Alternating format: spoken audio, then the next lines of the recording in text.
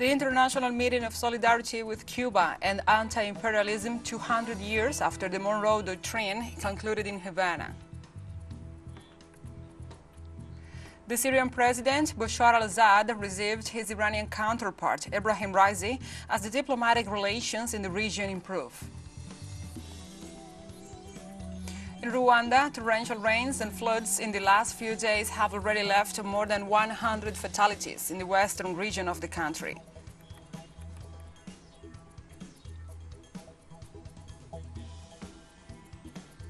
From the headquarters of TeleSUR English in Havana, Cuba, this is From the South. I'm your anchor, Gladys Quesada, and these are the news. Cuban President Miguel DiazCanel gave the closing speech on Tuesday at the International Meeting of Solidarity with Cuba and Anti-Imperialism 200 years after the Monroe Doctrine, which was held in Havana. The president thanked all those who make of Cuba and the defense of its cause the meaning of their lives, and for accompanying the island in the unwavering struggle against the United States blockade.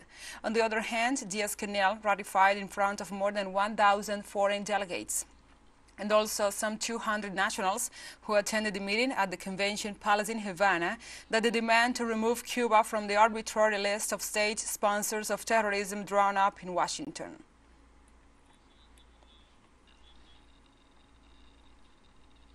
On Tuesday night, Argentinian President Alberto Fernandez and his Brazilian counterpart, President Luis Inácio Lula da Silva, held a press conference to announce the details of the meeting that took place at the Brazilian presidential residence. During the conference, the Brazilian president assured that his country is committed to Mercosur and to Argentina. He also affirmed that his government will do what it can to try to solve the economic issues the southern country faces so that Argentina can once again become a prosperous economy in South America.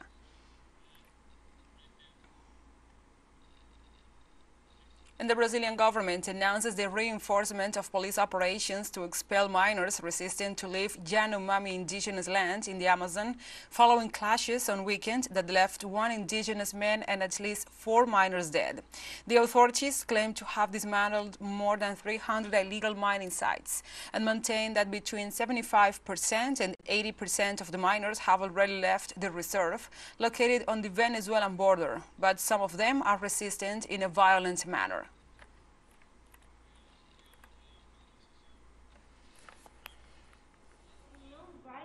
The Brazilian state will not back down in the face of criminality. The actions, as the Minister of Justice has already said, will be intensified. We will reinforce the IBAMA, PRF, and federal police teams with the armed forces, which is fundamental for logistical support and all the operational aspects, so that we can provide a suitable response.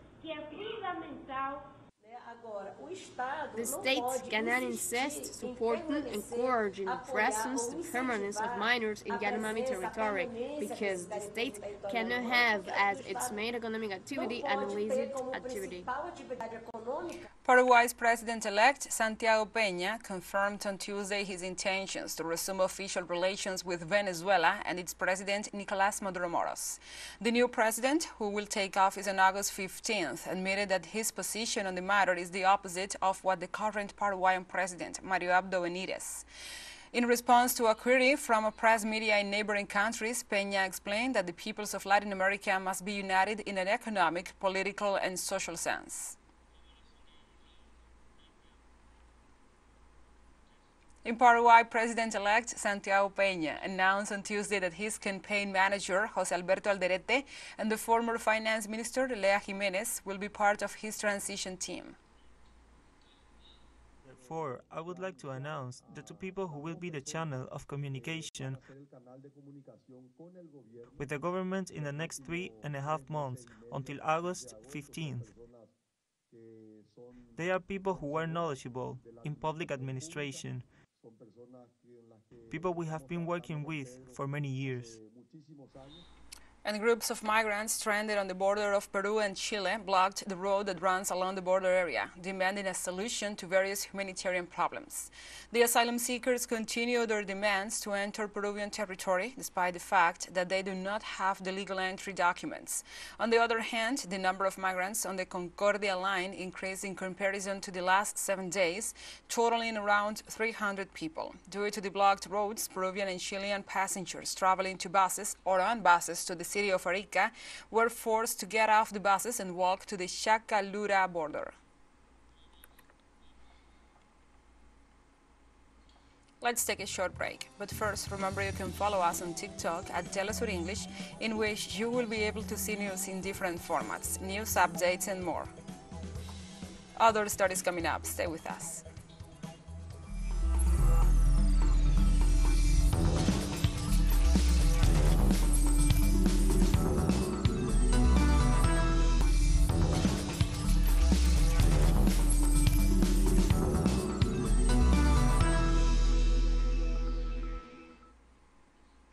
Welcome back to From the South.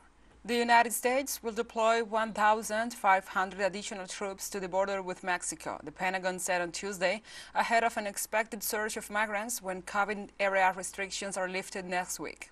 The Title 42 program, introduced by the President Donald Trump as a measure to curb the pandemic and expel people crossing without immigration documents, will conclude on May the 11th.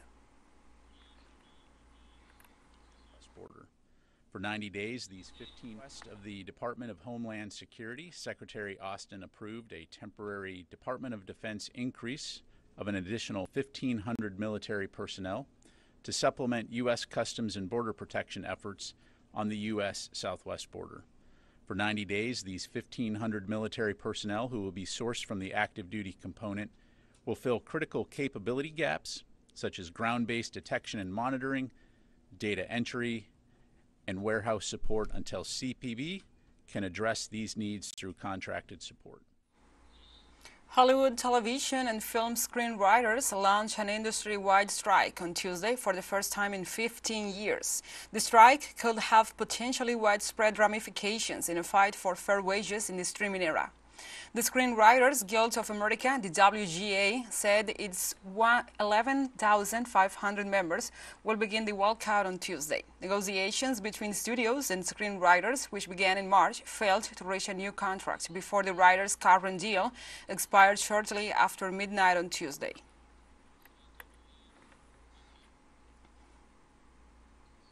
On Tuesday, FIFA President Gianni Infantino threatened not to broadcast the Women's World Cup in major European countries if the offers from its broadcasters continue to fall far below expectations.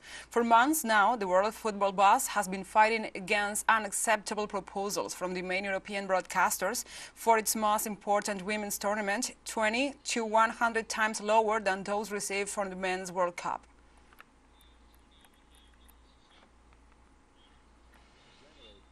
These revenues, and they should help us, because otherwise we'll simply not sell these rights at these undervalued prices to them. And well, the European public will not be able to watch the Women's World Cup, which after the success of the last tournament in France, after the success of the Euro, would be really, really a pity. When you look at the viewing figures of the Women's World Cup, you compare it with the Men's World Cup, it is not 100 times less. It is maybe the Women's World Cup is maybe 50 to 60% of the Men's World Cup. In Germany, the most watched football game last year was the Women's Euro final, not the Men's World Cup matches of Germany. On Tuesday, Greece's Supreme Court has agreed to ban the far-right Greeks Party for participating in the country's upcoming general elections, scheduled to take place on May 21st. The court's assembly, ruled by a majority of 9-1, decided to uphold amendments passed by the parliament in February, which disqualify parties led by politicians convicted of serious offenses. And at least 5 people were injured after an Israeli missile strike hit an area east of the town of Beit Hanun in the northern Gaza Strip. At the same time, the Tel Aviv army fired several artillery shells at 2 sites east of Gaza City and east of Khan Yunis. On the other hand, occupation forces carried out tank shelling on a site east of Khan Yunis city, causing multiple structural damage. The Syrian President Bashar al-Assad received on Wednesday his Iranian counterpart Ebrahim Raisi, who began a historic visit to the Arab country. This is the first visit of an Iranian head of state since the beginning of the armed conflict erupted in Syria in 2011. The welcoming ceremony was held at the People's Palace in Damascus with the signing of the national anthems. Raisi is accompanied by Foreign Minister Hossein Amir Abdullahian, as well as the chairman of the Syrian-Iranian Joint Economic Committee, Merdad Barshabath, the Minister of Defense, Mohammad Reza Ashtiani, the Minister of Petroleum, Javad Aushi, and Minister of Communications, Isa Zaripur. The Iranian leader and al-Assad will hold wide-ranging talks on politics and economics and sign memorandums of understanding in various areas. The visit comes amid major diplomatic changes in the region, with a resumption of ties between Syria and other Arab nations, as well as reconciliation between Iran and Saudi Arabia under the mediation of China.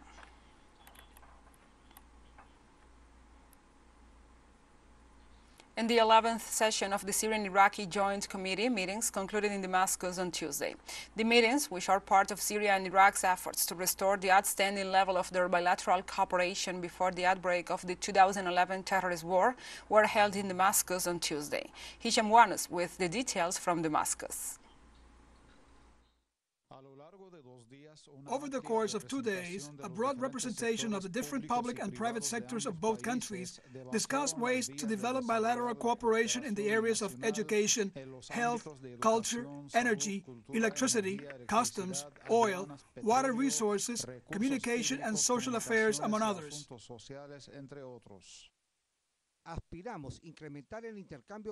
We aim to boost our trade to the highest possible level in order to maximize mutual profit, and our ambition as the Iraqi side is to attract the Syrian human industrial potential and the Syrian experience in this field to the markets and industrial production fields of Iraq.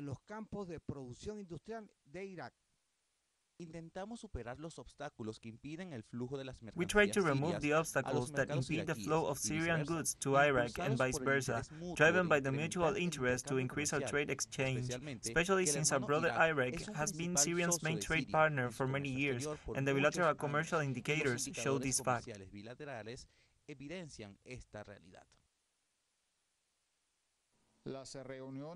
The meetings also addressed mechanisms to increase the level of trade, exchange experiences in setting up industrial facilities, encourage the Syrian-Iraqi business sector to establish joint investments and companies, and take advantage of the industrial and agricultural investment opportunities available in both countries. Through these meetings, we seek to finalize agreements and memoranda of understandings in the areas of trade, investments, industry, agriculture, health, education, and other vital sectors, and to prepare the documents and contracts to be signed by both parties at the end of these meetings and in the coming months. We want a real partnership through the setup of joint industrial plants, with equal responsibilities between Iraq and Syria, as well as to benefit from the Syrian know-how, taking into account that Syria, in relation to industrial production, are for the Arab world what the Chinese are for the whole world, and can make the best products at the lowest cost. The talks resulted in agreements and memoranda of understanding in education, health, and trade, as well as in other fields of vital importance for the economic development of both neighboring countries. A consolidation of relations that demonstrates Washington's failure to separate Syria and Iraq and to isolate Damascus from its regional Arab environment. Hisham Wanus, TeleSUR, Damascus, Syria. TeleSUR English continues to grow. You can now tune in from 33 different African countries using StoreSat. Dial 461 and enjoy our Latin American alternative broadcast. One final short break and we'll be right back. Stay with us.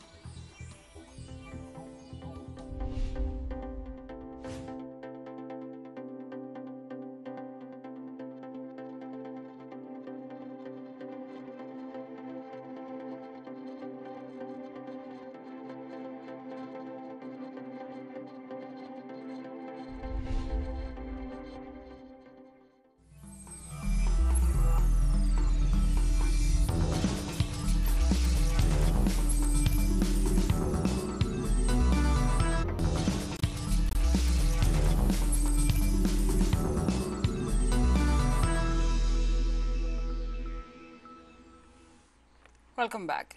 In Sudan, the National Army and Rapid Support Forces paramilitary group agreed on Tuesday to a 7-day truce starting May the 4th. The African nation's foreign ministry made the announcement in a phone conversation with South Sudan's President Salva Kiir. The move raises hopes of an end to the weeks of bloodshed. The truce was reached by Sudan's army chief Abdel Fattah al-Burhan and his deputy-turned-rival Mohamed Hamdan Daglo, who commands the RSF.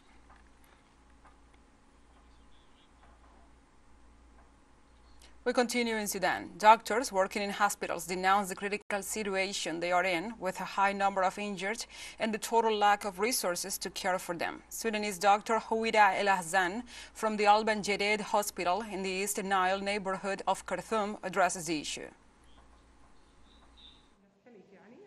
The number of casualties varies. On days when there are battles in the area, we receive between 30 to 40 injured people. Numbers vary. We also receive other cases of people who suffer from diabetes or high blood pressure, and patients who need dialysis, plus children and pregnant women.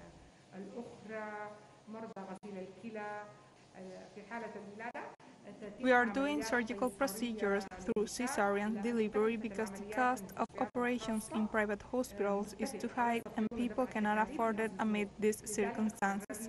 So we decided to help women by doing cesarean section operations. The staff is very exhausted. We are understaffed. Other medical staff cannot reach us because the roads are no longer safe. We are understaffed and lack equipment. And the World Food Programme Executive Director Cindy McCain is on a work visit to Somalia, where she already met with Somali President Hassan Sheikh Mohamud. McCain visits is intended to discuss a range of issues, such as the development of Somalia's food programs, the support provided by the WFP, the development of food programs, and addressing the challenges posed by climate change to food security.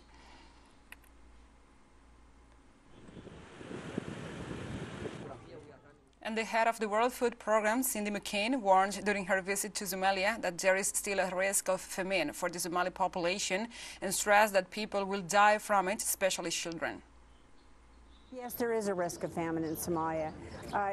Last year we were able to keep it at bay because of the efforts of WFP and our partner NGOs and certainly the Somali NGOs that were in here as well.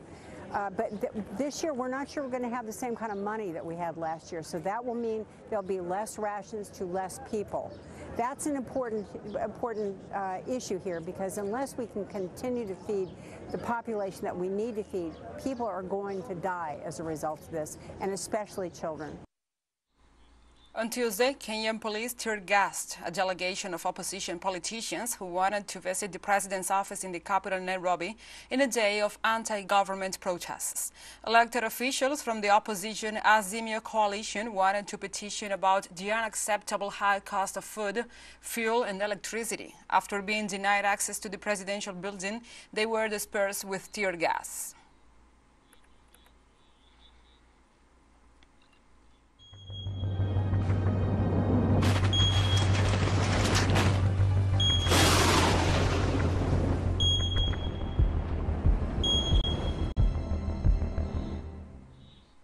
And now we move on to other topics. On Wednesday, authorities in Rwanda announced that torrential rains and floods in the last few days have already left more than 100 fatalities in the western region of the country.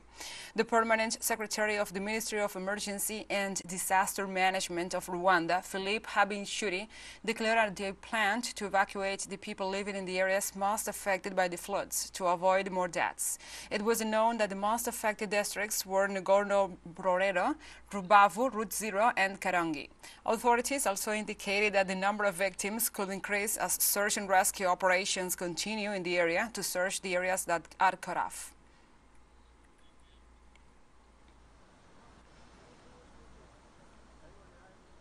On Wednesday, a 5.2 earthquake was registered in China, in the city of Baoshan. Local authorities reported left 3 people injured, 11,000 were evacuated, and notable material damage. The telluric movement caused damage to 2,800 houses, other infrastructure, and affected electricity and water supplies, explained the mayor of Baoshan, Zhang Yunyi. So far, 3 municipalities in Longyan district in Yunnan province are the most affected due to their proximity to the epicenter of the earthquake, which forced the evacuation of more than 11,000 residents. The local authorities have activated the Level 3 emergency response and sent search and rescue teams to the affected area, where 2,400 troops were deployed and 365 tents were set up to house the affected people. And like this, we have come to the end of this news brief. But remember, you can find this and many other stories on our website at telesurenglish.net. And also, if you feel so inclined, please join us on social media for all the latest news. We are on Facebook, Twitter, Instagram, Telegram, and TikTok. For TeleSUR English, I'm your anchor, Gladys Quesada. Thank you for watching.